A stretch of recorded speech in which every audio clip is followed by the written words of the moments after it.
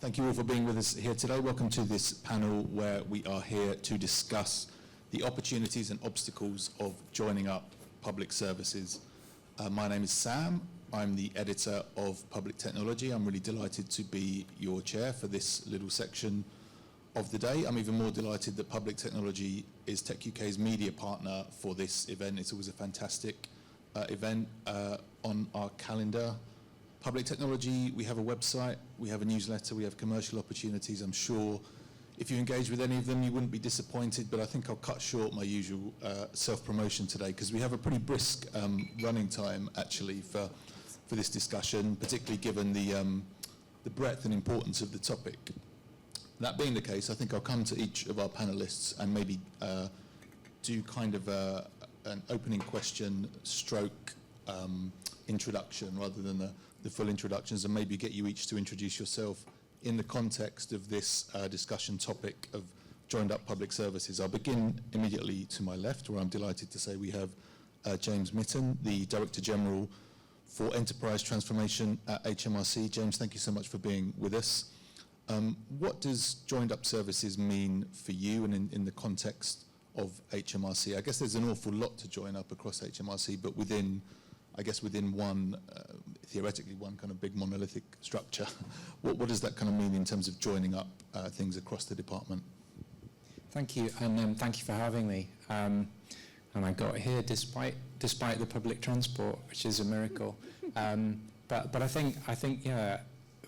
So I have the joy of looking after transformation in HMRC. It's an amazing opportunity in this next sort of spending review period to try and really make a difference for citizens in the UK, and for the colleagues that work in HMRC. We have sort of 66,000 people, so it is really important that we set them up for success so they can set our customers up for success. And I think when I'm still fairly newish into the civil service, 3 years in, most of my career in the private sector, I think a joined up state, a joined up government, to me, is a customer that can come in and not have to say the same thing 26 times. I think being able to go in and log in once without having to worry about the widget or the number or the code that they've lost since the 3 years ago they needed that service, and go, actually, I can get in once and I can access the services I need, and actually they're intelligent enough to be able to share data safely behind the scenes so that I can go in and access what I need to. And that's really easy to say. I realise just how challenging that is, but I think that is the opportunity, and I think that is the exam question. Brilliant, thank you, James. And next to James, we have Hannah Roden, the Innovation Officer for the Integrated Digital Service in Leeds, which brings together the local council and the Integrated Care Board, the NHS Integrated Care Board for West Yorkshire. Hannah, thanks so much for being with us. It strikes me that the mere kind of existence of your organisation speaks to the power and the potential for joining up public services. Can you talk a little more about what joined up public services mean in the context of your job and what the Integrated Digital Service does in Leeds? Yeah, hi everybody. Great to be here, and yeah, thanks for having me. You're right, I think in Leeds we are quite unique in having this integrated digital services that spans both council and NHS services, and so my role really is quite unique, I think, in that it bridges both local government and primary care, allowing me to explore and implement digital solutions that will serve both sectors. I'm going to talk through the various questions today about some particular examples of how we are running projects in Leeds that join up the council with primary care and with the NHS. But to me, joined up public services really are about designing systems and experiences that reflect the reality of people's lives, where health, housing, social care, community services are all interconnected. And it's about us trying to break down those silos to deliver seamless, person-centred support. Great, thank you, Hannah. And then to Hannah's left, I'm delighted to say we have Sue Bateman. Sue is Chief Data Officer for DEFRA. Sue, thanks so much for being with us. Can we get an insight into what joined up services mean for DEFRA? I guess it's a part of government, maybe slightly more so than HMRC, has a lot of ALBs, a lot of wide reach, and data is a really big part of joining things up, I guess. What does it kind of mean for you in your day job and what DEFRA does? Yeah, good afternoon everybody, and like James, although I did make it just in time, a long journey from Westminster today.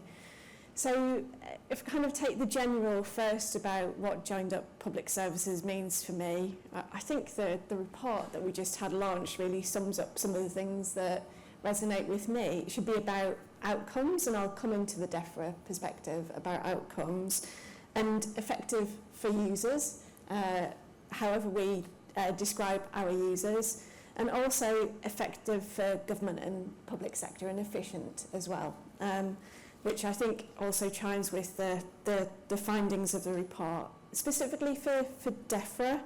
As you've alluded to, Sam, we are, I think it's been described as maybe a system rather than a department because of the arm's length bodies and the core department that we have.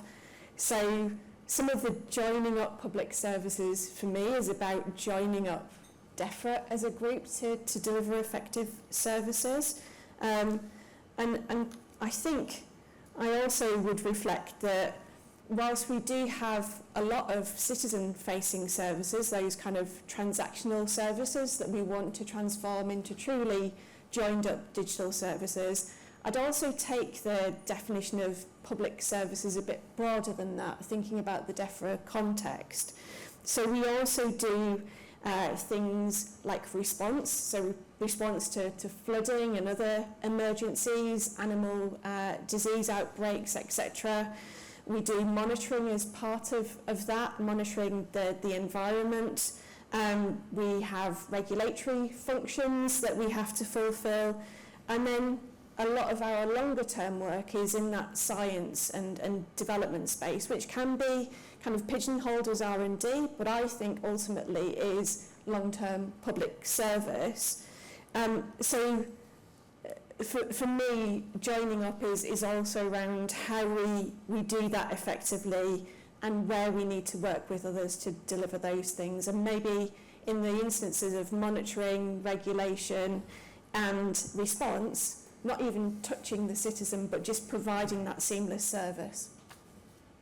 Great, thank you very much, Sue. And finally, we have Theo Blackwell. Theo, thanks so much for being with us. Theo is the Chief Digital Officer for London, which is part of the Mayor's Office. Theo, I guess London, it's a pretty big place. There's quite a lot of things that can, in theory, be joined up. In the context of your role and your job and your ambitions, what does joined up public services mean to you?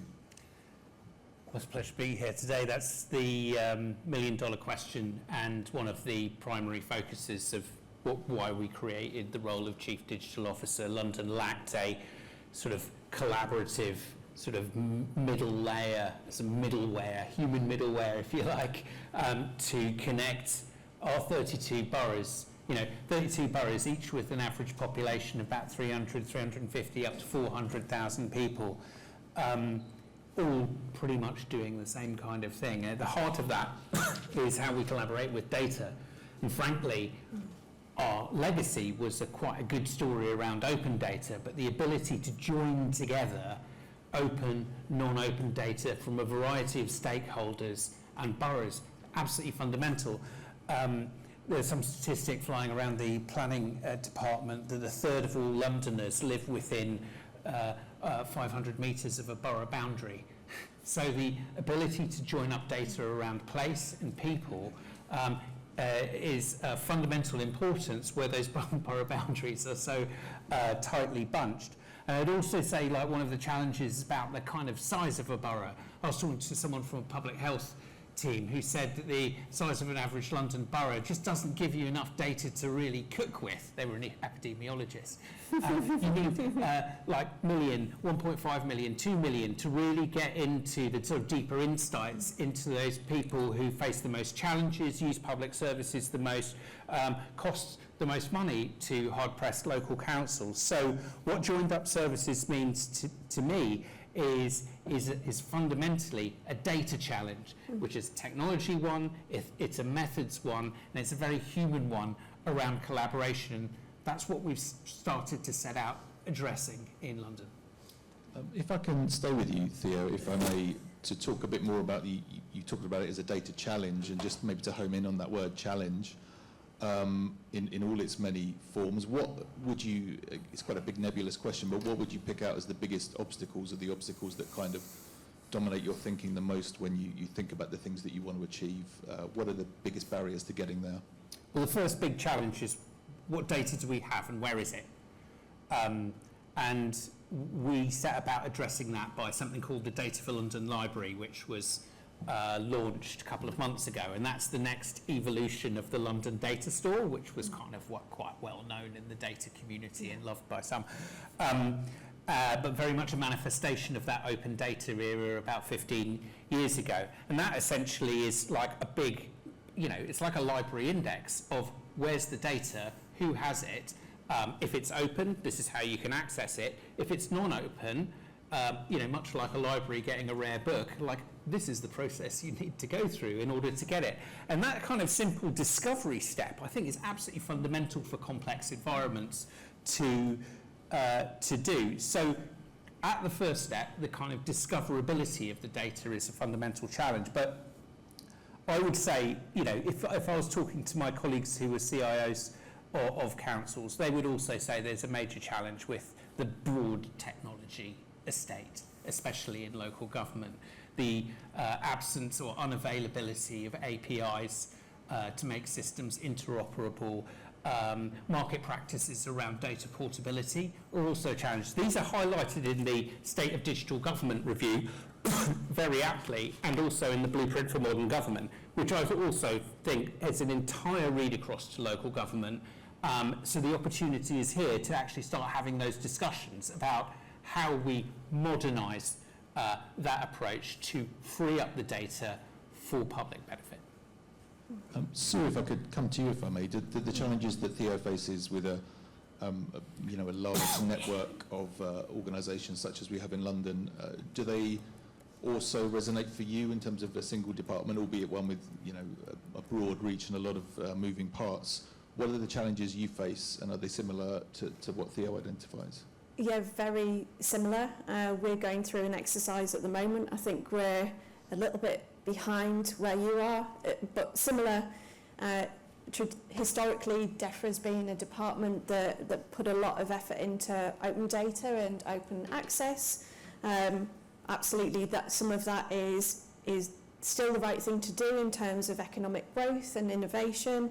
But what that has meant, and then we also supported the pan-government efforts around the data marketplace, and what that's left us with is not really understanding our own data and not really understanding what the high-value data is. So that's we're starting to go down that route of doing a little bit of, not entirely rolling back, but a bit of a reset to go. If we want to achieve all of the ambitious missions that have been set for the department and the group as a whole, we need to rethink about data. I'd just add in a couple of other quick things, if I could, Sam, that might spark some thoughts from Hannah and James. There's something for me about incentives still in the financial sense of it. I think, and this was alluded to in the report just now, about the way that we do business planning feels like it doesn't incentivise you to think creatively around joining up data. It's very much focused on a particular programme or initiative rather than thinking about the reuse of the data assets that we've got, and ultimately then enabling joining up those services. And then I think there's something about broad leadership. So we might get onto this a little bit more, but one of the obstacles for me is about understanding of some of our other non-specialist leaders and that trusting relationship that some of the paths that we say we need to forge are the right ones. Yeah, I'm sure we'll come back to that perhaps in a bit, but James, if I can come to you now, if I may. We've talked a lot about some of the challenges with, both with infrastructure and with culture. A lot of people will be looking to new and emerging technologies to provide some kind of help or solution to this. In your work at HMRC, could you speak a little bit to how emerging tech, are there different technologies that are coming and are really helping to progress the goal of joined up services? Yeah, definitely. And I think I'd have to answer that in the context of what you've just heard, because it's useless without good data. So I think, you know, we're really fortunate. We've got a really good investment plan that was approved, and I know that's not always the case across government. So we recognise that we need to handle that with the responsibility that comes with that. And it's interesting that the most important thing in that transformation plan is not a really exciting, shiny investment in AI. It is our data foundations. So number one is how do we make sure that we are ingesting quality data? It's the right data. It's held securely in a data lakehouse that we will create. It doesn't require MI6 levels of access, but we can deal with it safely so that we know we are responsible in the way we're handling customer data and using it to provide those services. So I would say we mustn't underestimate the power of the data and getting it right. And the second thing is it's no use buying shiny things if the people that use them want to work the way they've always worked, or don't understand the shiny thing you bought, or you've only bought half the shiny thing you really needed. So I think, you know, we shouldn't underestimate the importance of human-centred design and culture change, and making sure that the folk that are going to use this are the ones involved in the whole process from the very beginning. Otherwise, you'll never get the benefits out of the technology. So I think with that context, I would say, unfortunately, AI, we're always talking about it, but, you know, we are investing significantly in contact centres as a service, so we recognise that being able to get cloud-based services and software as a service, so a consumable service, is a game changer, and it really has transformed both the speed of procuring and the speed of using technology that a few years ago was just impossible to consider doing quickly. So I think that gives us confidence that a joined-up service and a joined-up state is possible. But I think what's amazing about what we're seeing in the maturing of AI now, which has been around for decades, is that the way it's developing allows you to join up on top of the things you've invested in. So you'll have all been sold an amazing CRM that was going to change the universe and discovered it didn't quite. I think what we see with AI is that actually it has the opportunity to fill in some of those really important gaps and help you join up things with its ability to handle both structured and unstructured data. So yeah, I think you need all three. Without them, you're a bit stuck. But if you don't put the people at the heart of it, you really are. Hannah, I'm struck in the question you asked in the earlier session. It took you. It concerned your kind of the difficulties maybe you can face in making the case for investment in AI and new tech. In terms of your kind of broader ambitions and how the tech investments you make support them, how much of your thinking is about kind of emerging tech and AI, and how much is about kind of fixing the plumbing and the infrastructure in terms of what you guys do in Leeds? I think fixing the plumbing. I think it was Owen said earlier, wasn't it? Fixing the roads. It's fundamental. It's been talked about several times today. Everything James has just said there. Completely agree with the importance of that. At the same time, and AI is seen as, particularly within local government, I think, as something that can almost help save local government to a certain extent. And we're creaking, and we're looking to this and grasping at AI as a potential to help save us and help us to ensure we can continue to deliver our services under the financial challenges that we all face. We are looking though, and as part of the innovation team, we are looking at AI and predictive analytics and seeing how we can transform our services and allow us to join up our services through that. A particular pilot that I'm just leading on at the minute in Leeds is focused on falls prevention and using ambient sensors and AI to monitor daily routines and then pick up where there are changes to that, such as either missed medication or poor sleep, and then using those insights to trigger alerts. But the team that are dealing with that is a team that is both from the social care service and from the neighbourhood teams within the NHS within Leeds, so that we can then provide those really timely those timely interventions and that shift to prevention that's been talked about. The big issue is, as I mentioned this morning, is the funding.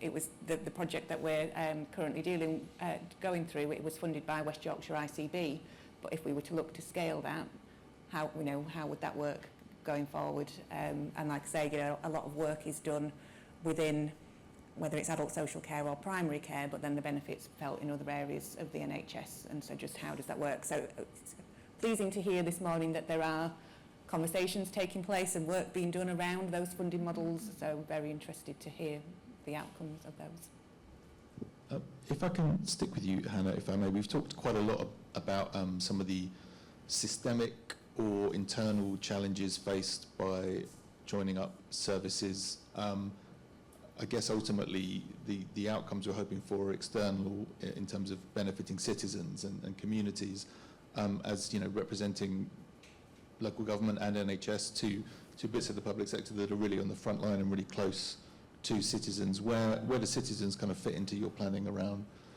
services and the transformation of services, and how do you kind of measure the kind of outcomes and success you're looking for in terms of improving public services and improving lives for citizens? They're absolutely at the centre of our work, and like I mentioned at the start, you know, improving outcomes for citizens is you know, everything that we work towards. You know, from a local authority and from a government perspective, you know, success very much is being able to deliver more with less, really. It's about us providing, you know, efficiency and resilience, but also whilst maintaining trust. And I think that's the key thing for our citizens. It's about that trust, but then joining up systems and joining up services to ensure that they maintain their dignity, that it's simple for them to navigate the system, they feel empowered, that they feel seen and supported, and that they're not just being shuffled about between different departments, and that they have that trust that those departments do actually speak to each other. And again, it was mentioned this morning that a lot of people, and I did up until a few years ago, thought that the NHS was one organisation, and then of course they all shared their data and would know what happened in Leeds and what happened in Huddersfield, and your GP would speak to your hospital. The reality is very different, and so it's how do we move to that so that the data is shared where appropriate and safely. To enable this kind of sharing and this kind of joined up thinking, as you kind of alluded to earlier, Sue, I guess we need the buy-in and support of leaders, and when we say leaders, we're talking about those beyond just the digital realm. In your capacity or in your experience, how can we best engage those kind of leaders? How can we incentivize them to work towards these kind of goals? What's their role, and how can we best enable it? Yeah, so I've been in DEFRA for just over 15 months now, and one of the things that I kind of determined from the start was, as well as continuing to grow and mature the data leadership community that I'm responsible for, and bringing those colleagues together with a shared sense of vision, the success of our strategy and ultimately delivering the vision of having data and information at the heart of everything we're doing is reliant on those people in the business who either are the ones who take decisions and hold the purse strings at key points in the planning cycle, or they are leading significant policy or programme areas. So spent quite a bit of time at the start and then on a continued basis engaging those different leaders across the business to understand really what their priorities and challenges were, and reflecting that in the roadmap. So even though you could read our roadmap from a technical perspective and go, well, pretty much all of the things that you'd expect to see from a data strategy, but it is hooked into those strategic priorities that we have across DEFRA Group. So I think that's a responsibility of us all to kind of recognise that if we want our colleagues who aren't in this space to buy into it, we have to go and make it real for them. Great, thank you. We are ticking into the last few minutes of our time here, so perhaps I'll come to each of our panellists in turn with a fairly simple question. What does success look like in this context? How can we measure the success of joining up services and the kind of things we're talking about? Theo, I'll start with you. What would your answer to that be? Look, just creating data platforms isn't success. Doing things with data that help citizens and support those who serve citizens are a fine metric for me, just to start with. So the ability for us to do things like understand rough sleeping right across London, because we've joined quite sensitive data sets up. So we can challenge assumptions of workers that they've made of their clients and develop better ways of responding to things. Understand the planning system, which the data in the planning system was in a total state when we started our work in 2018. Now there's a live feed of planning data, so we can push forward with house building. Same thing's happening in central government. So I think in a sense we often go towards ubiquity when we think about data, like big platforms, things that will kind of promise great results. But we see great successes in when we identify a problem, get the right people around the table, use design thinking, and those teams putting forward those problems and data helping us solve those problems. We have a kind of array of, in a sense, quite narrow use cases that lead us to success and build momentum. Great, thank you, Theo. And if I can come to you, Sue, are there any kind of outcomes or metrics you would pick that we could say, this is what good looks like, this is what success looks like? Yeah, so for me, it's back to that effective for users, which we can measure through satisfaction surveys, and also efficient for government, and potentially more fulfilling for people in roles, which again, there are ways of measuring that. And how about you, Hannah? What would you kind of pick out as the way in which we can measure success? I think for me personally, success, and Julian hinted at it first thing this morning, we've been talking about joining up services for a very long time. So I think it's about, let's stop talking about doing it and let's actually start doing it. And let's make it a standard, not an aspiration. We need the investment in the infrastructure, the relationships, the leadership to actually make the integration real. And finally, James, what would you kind of pick out? I think it's ultimately what citizens see in real life. So we can have all of our steering boards and all of our lovely meetings, but ultimately if it doesn't translate into potholes filled and GP appointments happening in a timely fashion, people will not trust us to do the complicated big things.